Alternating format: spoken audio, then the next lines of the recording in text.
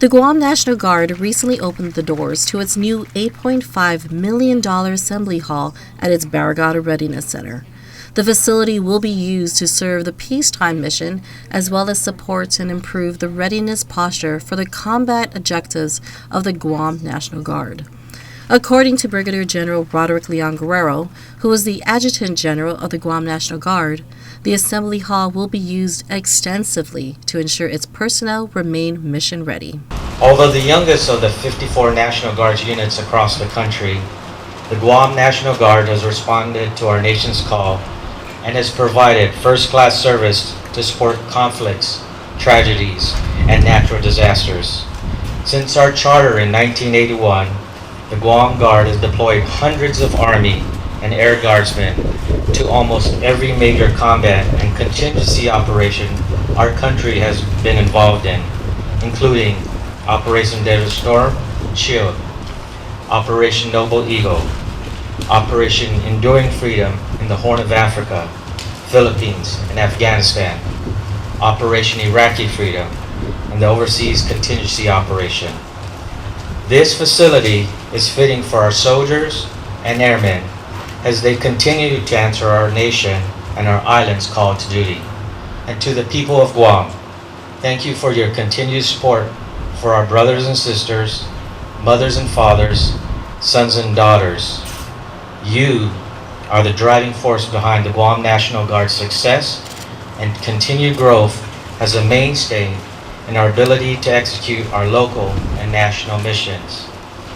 It's because of you we are capable, ready, and relevant. General Frank Grass, who serves as the Chief of the National Guard Bureau and as a member of the Joint Chiefs of Staff, was amongst the many distinguished guests present at the ceremony. Grass, who spent a majority of his visit speaking with service members, said the men and women of the Guam National Guard continue to meet any mission in the defense and support of the nation. Today during our town hall I had an opportunity to talk to actually some Guam National Guardsmen that I met in Djibouti and I met in Afghanistan. And they truly are you can't tell the difference, active guard and reserve.